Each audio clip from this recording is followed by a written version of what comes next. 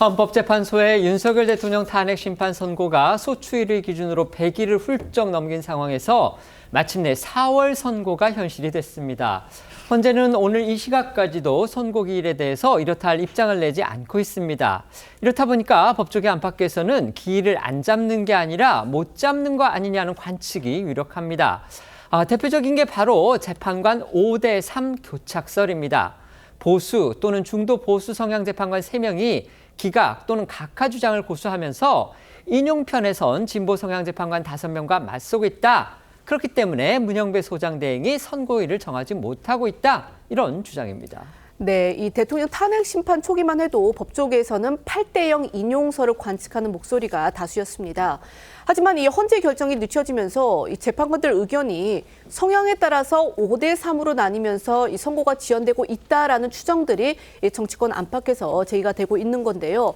말씀하신 것처럼 탄핵 인용 결정을 위해서는요, 이 재판관 6명 이상의 동의가 필요하지만 보수 또는 중도 보수 성향으로 분류되는 이 재판관 3명이 인용에 부정적이어서 진보 성향의 문형배 소장 대행이 이 인용 정족수 미달로 기각되는 결과를 피하려다 보니까 이 평의 종결을 하지 못하는 것 아니냐 이런 이제 취지입니다.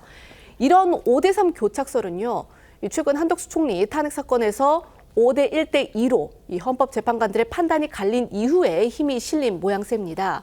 그러니까 이 기각 판단을 내린 5명 중 이 김복현 재판관의 경우에 핵심 쟁점이었죠. 이 헌법재판관 미임명 부분에서 위법 사항이 있다고 본 다른 4명의 재판관들과 달리 이 관련 법을 위반한 사항도 없다 이렇게 이제 판단을 하면서 사실상 위헌 여부만 볼 때 5대3으로 결론이 갈린 셈이기 때문입니다. 이 때문에 이 정치권 안팎에서는요, 이 재판관 의견이 5대3으로 교착된 상태라면 이 문대행과 이미선 재판관이 오는 4월 18일 이 선고 없이 퇴임하는 그런 방안을 검토할 수 있다라는 이 다소 극단적인 그런 전망까지 나왔습니다. 이 경우 재판관이 6명으로 줄어들어서 이 현재 기능이 사실상 마비되는 상황이라 이 탄핵 심판 절차의 공정성 시비가 불가피합니다. 이렇게 선고일을 두고서 여러 추측들이 난무하는 가운데서 오늘 이 시각까지도요, 헌재에서는 대통령 탄핵 심판 선고인과 관련해서 특별한 공지가 없는 상황입니다. 네, 지금까지 헌재에서는 선고 일자와 관련해서 입장이 나오지 않은 상태입니다. 다만 이번 주 중에 선고를 하면 오는 수요일에는 재보궐선거 일정이 있어서 빨라야 주 후반이 될 거란 관측들이 나오는데요. 이 경우 이르면 내일이나 수요일 선고일 공지 뒤에 목요일이나 금요일에 선고를 할 가능성도 있습니다. 다만 막바지 평의가 순조롭게 이루어지지 못할 경우 이번 주를 넘길 가능성도 있는데요. 관련해 연합뉴스TV는 헌법재판관들이 대통령 탄핵 심판에 대한 구체적인 결론을 아직 내리지 않은 걸로 전해졌다고 보도를 했습니다. 그러니까 아직 마무리 단계인 평결에 이르지 못했다는 건데 이 보도 내용대로라면 탄핵 심판 선고 시기는 더욱 예측하기 어려워 보입니다. 탄핵 심판 변론을 종결하고 나서 지금 헌재의 수고가 한 달 넘게 이어지고 있습니다. 역대 대통령 탄핵 사건 중에서 지금 최장 기록의 평의 기록을 매일 경신하고 있는 그런 상황입니다. 그런데 최근 이 재판관들의 움직임에 주목할 만한 변화가 있다. 이렇게 또 여러 언론이 전했습니다. 최근 들어서 평의 시간이 상당히 짧아졌다는 거고요. 이게 결국 재판관 평의가 교착 상태에 빠졌음을 보여주는 중요한 방증이다. 이런 보도들이 나오고 있습니다. 네, 말씀하신 대로 이 윤 대통령 탄핵 사건의 주요 쟁점을 검토하는 이 평의 시간이 최근 들어 하루 1회 1시간 이내로 줄어들었다라는 내용의 보도들이 나와서 이를 두고 이제 법조계 안팎에선 해석이 분분한 상태입니다. 조선일보 보도에 따르면요, 이 지난 26일 열린 평의는요, 30분 만에 종료가 됐고 그 다음 날인 27일에는 일반 사건 선고 일정 때문인지 아예 평의가 열리지 않았다고 합니다. 또 28일에는 오후에 1시간가량 평의가 열리긴 했지만 아직 선고일과 관련해서 결론 내리지 못한 것으로 전해졌는데요. 최근 들어 재판관들이 이 야근 없이 오후 5시에 조기 퇴근하는 경우도 있다 이렇게 서울신문은 또 보도하기도 했습니다. 이런 보도 내용대로라면요, 지난달 25일 대통령 탄핵 심판 변론을 종결한 이후에 재판관들이 당시 평의를 거의 매일 수시로 열고 밤늦게까지도 이 논의를 이어갔던 것과는 이 대조적인 모습이라고 할 수 있겠습니다.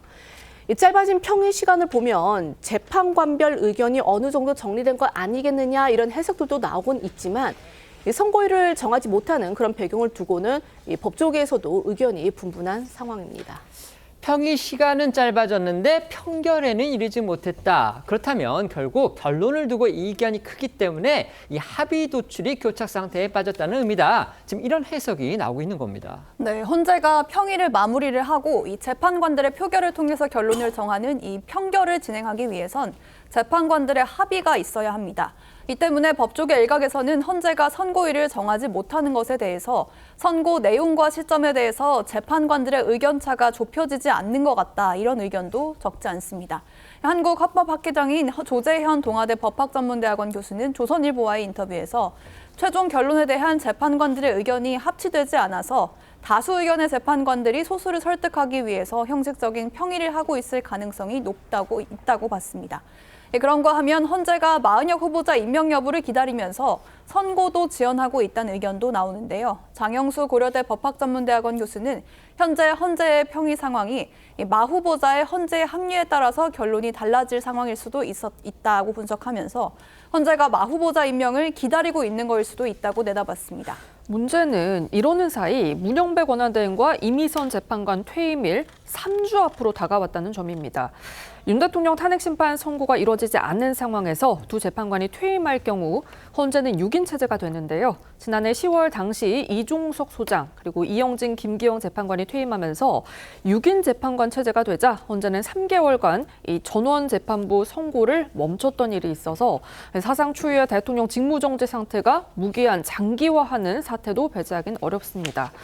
여기에 일각에서는 5대3 교착설과 관련해서 반드시 대통령 탄핵 심판에 전원일치 선고를 해야 하는 건 아니지만 이 마은혁 후보자를 임명하지 않아서 발생한 재판관 8인 체제에서 이 5대3 기각 결정이 날 경우 야권을 중심으로 탄핵 심판 결정에 정당성 시비가 불거질 수 있다. 이런 지적도 나오고 있습니다. 윤석열 대통령 탄핵 심판의 선고 결국 이제 오늘이 3월 마지막 날인데 오늘까지 이루어지지 않았기 때문에 결국 4월로 넘어갔습니다.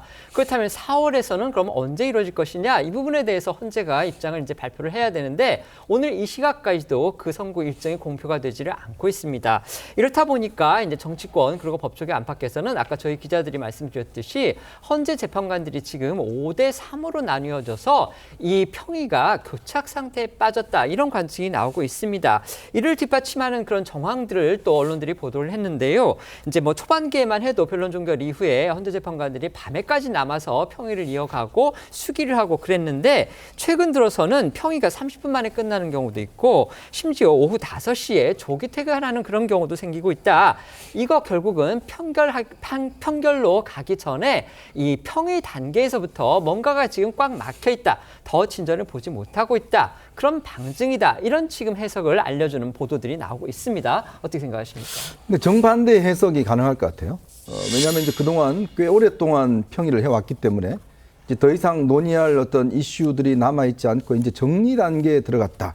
이렇게도 평가를 할 수 있을 것 같고 또 한편으로 봐서는 재판관들끼리의 어떤 갈등이나 이런 것들이 심각해져서 논의를 더 이상 진행하기 어렵다. 이런 관점에서 또 해석을 할 수 있을 것 같습니다. 근데 지금까지 사실은 100일 넘도록 이렇게 지금 진행되어 오는 과정을 보면 핵심 쟁점에 대해서는 어느 정도 마무리가 된 게 아닌가라는 그런 관측도 가능할 것 같아요. 그러니까 그 마무리하는 거는 각자 재판관들의 개별 의견은 다 정리가 그렇죠. 됐다 그런 의미신 네, 거죠? 개별 네네. 의견과 사건에 대한 네. 어떤 것들은 정리가 됐고 이제는 이제 본인들의 어떤 판단 이 여부만 남아 있는데 실적으로 이제 공개적인 어떤 평의 자리의 설득보다는 개별적인 설득 뭐 이런 게 있을 수도 있는 것이고 우리가 내부 사정을 전혀 모르기 때문에 그렇지만 이제 아마 헌법재판관들 사이에서는 그런 마지노선이 있을 것 같습니다. 일단 4월 18일 두 재판관들이 퇴임하기 전까지는 결론을 내려줘야 만약에 결론을 내리지 않으면 헌재 자체가 이제 더 이상의 어떤 존립 이유가 없는 그런 상태로 가지 않습니까? 그렇기 때문에 결국은 이제 뭐 마감 시간을 앞두고 마지막 어떤 진통을 겪듯이 제가 볼 때는 이제 결론을 앞두고 마지막 정리 단계로 해석하는 것이 맞지 않겠나 뭐 그런 생각 듭니다. 네. 헌법재판관들의 평의 시간이 짧아졌다는 것은 말씀하셨던 것처럼 헌법재판관들의 개별의 판단은 끝났다고 봅니다. 다만 저희 민주당이 보기에는 기각이나 각하를 주장하는 일부 한두 명의 헌법재판관들이 개별 의견이나 별개의 의견에 대해서 판결문을 쓸 시간을 좀 더 요구하고 있는 것이 아닌가라고 판단이 되고요. 어쨌든 4월 18일이 지나서 두 명의 헌법재판관이 사퇴를 하게 되면 그 이후에 있던 혼란은 헌법재판관들이 잘 알기 때문에 그 전에 결론 낼 거리라 믿습니다. 네.